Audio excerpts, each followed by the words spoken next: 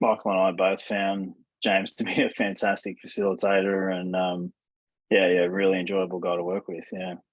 I think one of the things I love about James is that he practices what he preaches. Like he owns a motel business that he Yep. systemized and is running, and now he's working on his passion, which is helping other business owners to do the same, which I think is pretty special in itself. Exactly. Just listening to someone, I mean, you've got to be able to walk the walk, right? And listening to him and how he's managed to, talk about that whole thing about removing the business owner from the business and how he's managed to do that in his own life and how systems have enabled him to do that and all the analogies he can use back to his motel business. All those little anecdotes were fantastic along the way. And yeah, he was great.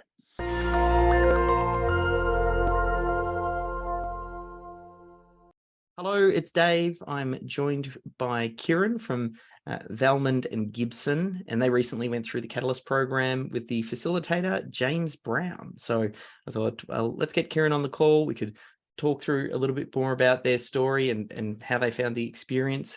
So maybe to kick things off, Kieran, I don't know if you'd like to introduce yourself and tell us a little bit about what Valmond and Gibson do, and we can go from there. Yeah, my name's Kieran, as Dave said. We've just completed the Catalyst program. My role at Valmond and Gibson is the head of people. I wear a few hats. Head of people, systems, and innovation. Systems being a big part of that, and that's what we're here to talk about.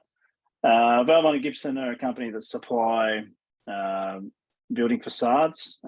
So sit in a very niche space where we don't do any installation, we don't do any fabrication. We literally just supply building facades to the building industry, everything from houses all the way up to hospitals and high rise. So we sit in that space. Yeah. Yeah. How long have you guys been around for? Well, we started in the middle of COVID, so that was an interesting time. So about 3.5 years. Yeah, perfect. And I know the business owner, Michael, who you also obviously work really, really closely with. I think, was he the one who discovered SYSTEMology? I don't know if you can tell us a little bit about how you guys came across our work.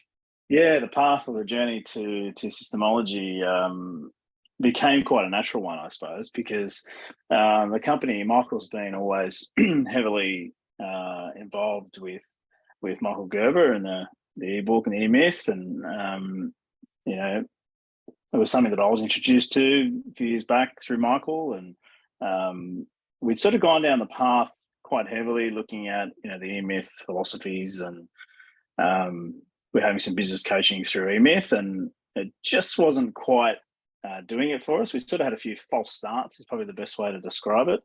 Michael had sort of charged me with looking at e-myth and trying to basically systemize the company. But I suppose what we found is that we didn't really have the how. We had a lot of the why. Like Michael had given us a lot of the e-myth had given us a lot of the why it's good to do it, but we didn't have the tools really on how that gets up. And how it gets up in a efficient period of time.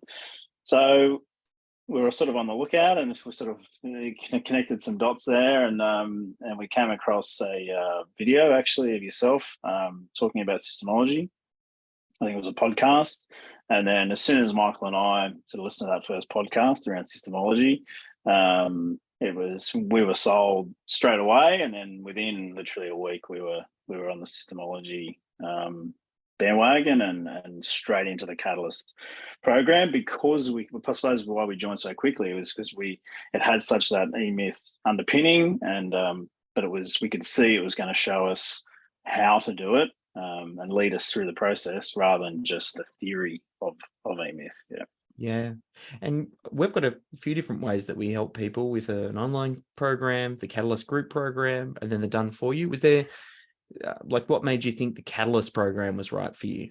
Yeah, really good question. So we originally, I jumped straight into, I think I signed up for maybe like a free version or test version of System Hub.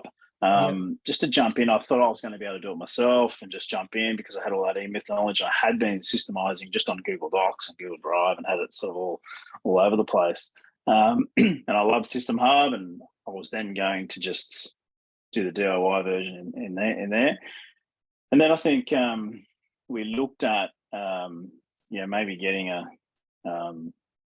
systemologist to come in and actually sort of step us through the program. But then the catalyst, we had I think a 30-minute chat with one of your crew there around catalyst program, and it just seemed to fit us perfectly. It wasn't someone coming in externally.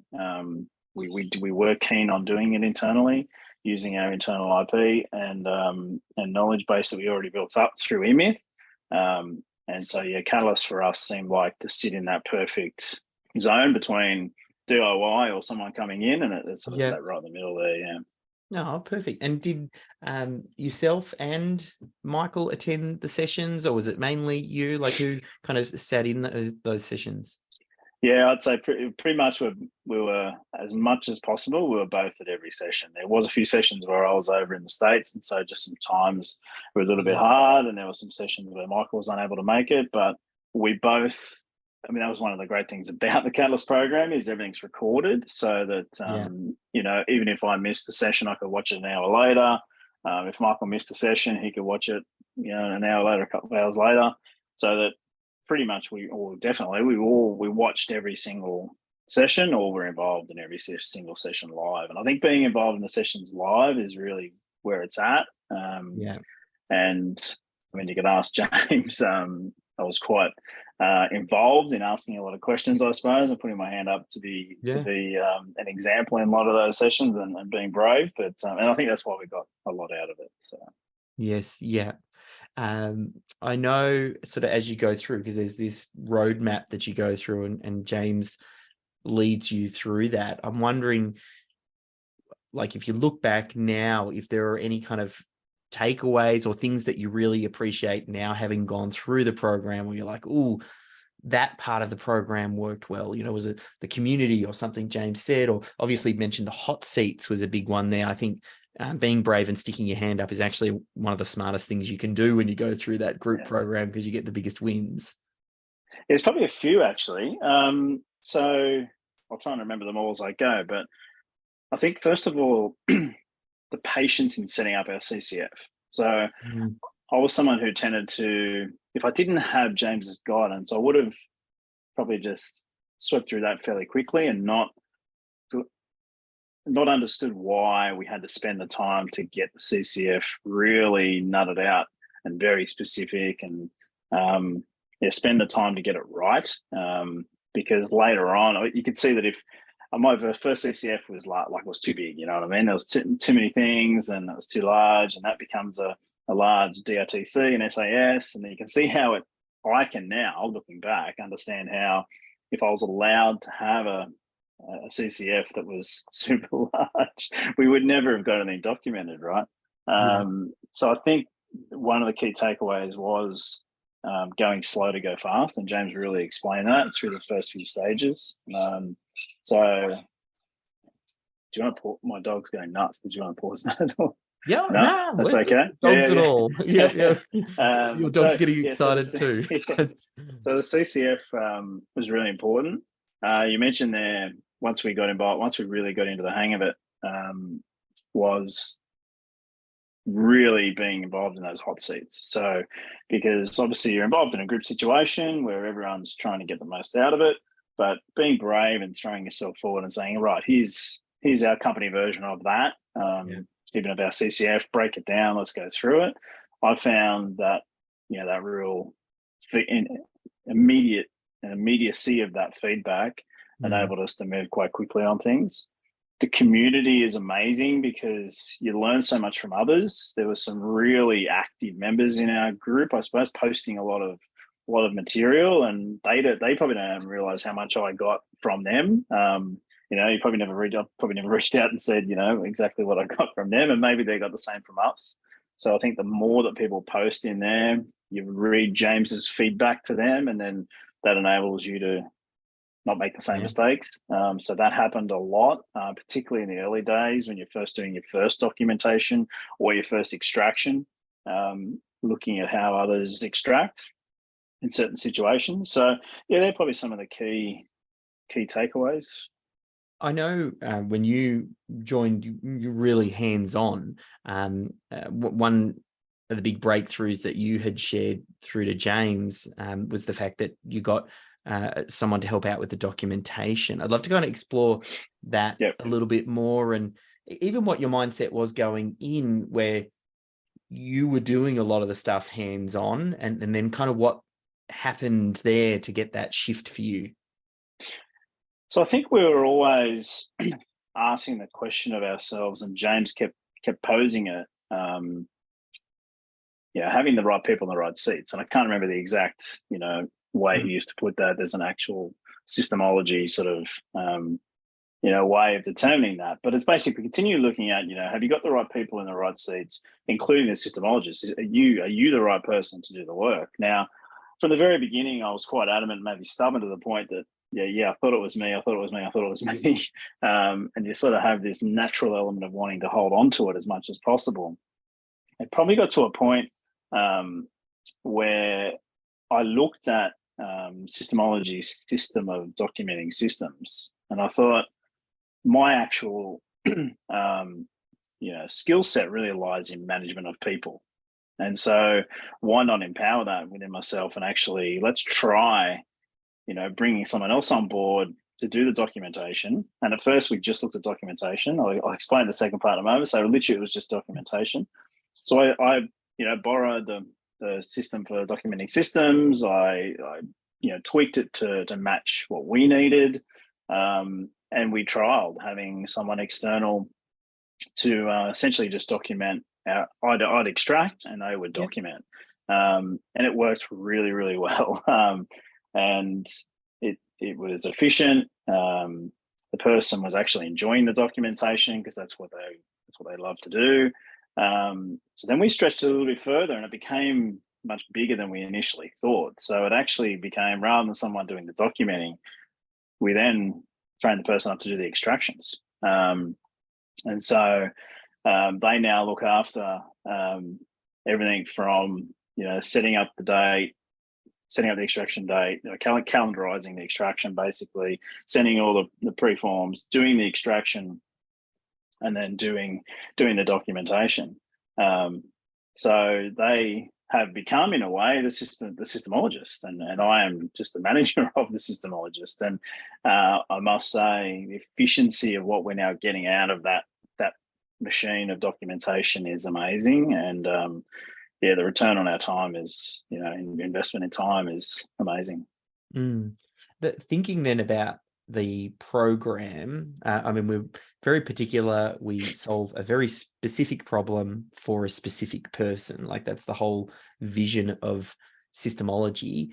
And what you guys came into the program obviously sold on the idea of the E-myth, and then looking for the how to.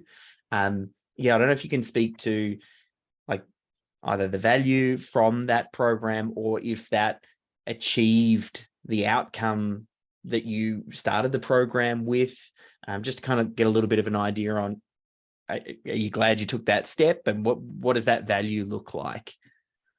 Yeah, so absolutely, for us, we've achieved more than what we set out to achieve in a short period of time. We absolutely didn't think that we would have this many systems fully documented and up on System Hub, ready to go at this point. And I'd say, even in the first little bit of the program, I probably didn't think we'd get there, right? Because it was that go slow to go fast. And it's been really accelerated in the last 2 months. So I think, looking back now, we've absolutely got, super success. What does it look like? It looks like a full CCF documented. We're now doing minimal viable systems that we're then able to move into other products in our business and start to really roll it out. Whether this is going to be a question later, but the flip side of that is we've still got a bit to go, right? So yes, it's success, but we've still got a long way to go in probably rolling that out to the rest of employees and getting them all using System Hub, I suppose. They've all been involved in extractions, which is probably the first step for us, is for them to understand extractions. They're involved in all of that.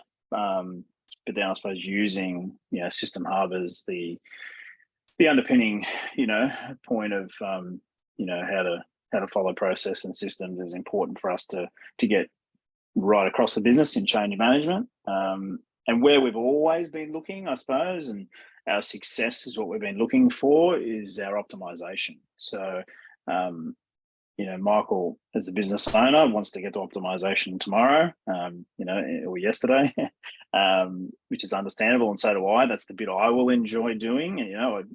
I don't necessarily enjoy the documentation or even the extraction, but I know I will enjoy the optimization phase. So for us, I suppose, full success looks like when we start to get to that optimization phase and start to get that wheel turning. Yeah. Yeah, perfect.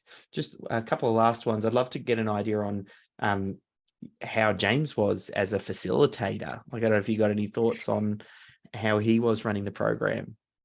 Yeah, James is fantastic. He has this ability to sit in a nice little spot between someone who is nurturing but also challenging, right? So I spent 20 years in education, so I understand how hard it is to run sessions like this, and I really do appreciate his ability to challenge and push back.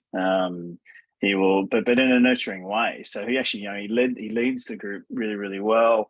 Offers immediate feedback, which is, we know in education that's one of the most important things, and so that enables you to really engage with the program. But I loved how he pushed back, and I might propose something or come up with something based upon his feedback, and he might say, no, actually, this is my thoughts on that, and you have a great healthy discussion on the ins and outs, onto the opinions on which direction to take on a certain matter. And Michael and I both found James to be a fantastic facilitator, and really enjoyable guy to work with. Yeah, I think one of the things I love about James is that he practices what he preaches. Like, he owns a motel business that he systemized and is running, and now he's working on his passion, which is helping other business owners to do the same, which I think is pretty special in itself. Exactly. Just listening to someone, you've got to be able to walk the walk, right? And listening to him and how he's managed to,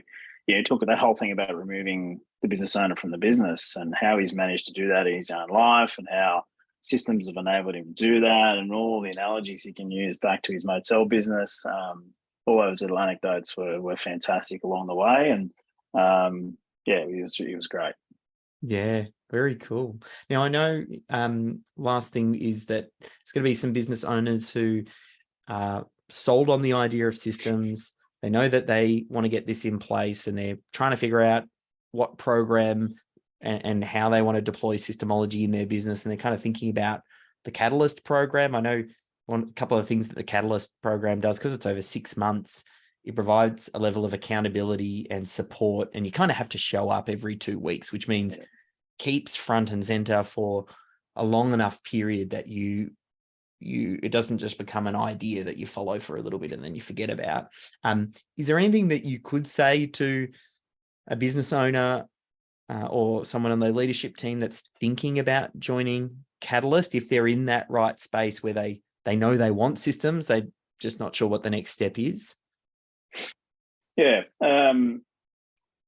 Obviously, my opinion's pretty biased because I've come through it, and we're very happy with our success. But just jump in, because and be brave. If you're sold on that idea of systems, you don't really have to be sold on that idea of systems. There are people in our group that maybe weren't completely sold, but a part of the beginning part of that program enables you to see why systems are so important, and you very quickly see how it's going to help.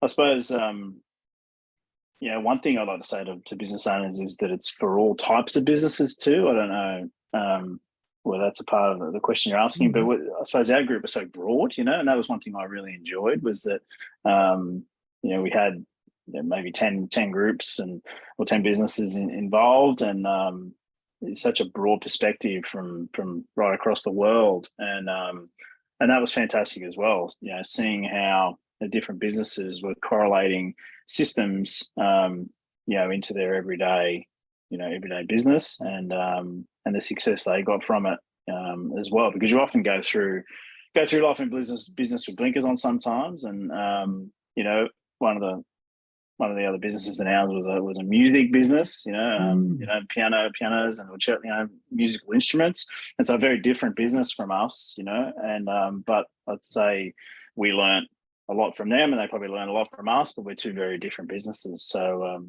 my advice is to get involved. It's a relatively short program. It's not going to chew up your entire 2 years of a course, and you sort of get to the end and you've achieved nothing. 6 months is a sort of beautiful little package to tie it up in. You are sort of encouraged to turn up every 2 weeks, but if you can't make it, you can always watch the videos and recap.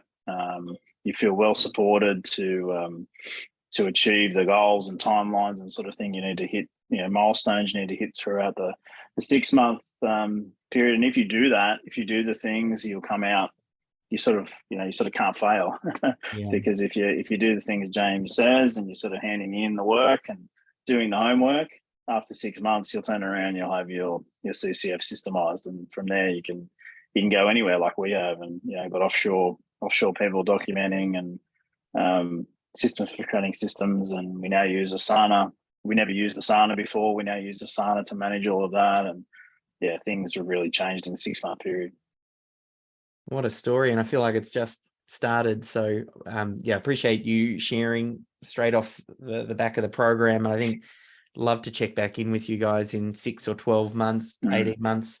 It's funny what happens when you just drop the rock into this still lake. The ripples now will go out and have tremendous impact. And sometimes you don't even notice the impact in the moment, but systems thinking just changes organizations, and it's incredibly transformative on what it will have further down the line. And I'd love to kind of check in and see how you guys are going a bit further down the line. Love to. Yeah, perfect. All right. Yeah. Thank you. And if people want to find out a little bit more about you guys, is the best place just to send them over to valmondandgibson.com? Correct. That's us. Yeah. Perfect. All right. Thank you. Thanks, Dave.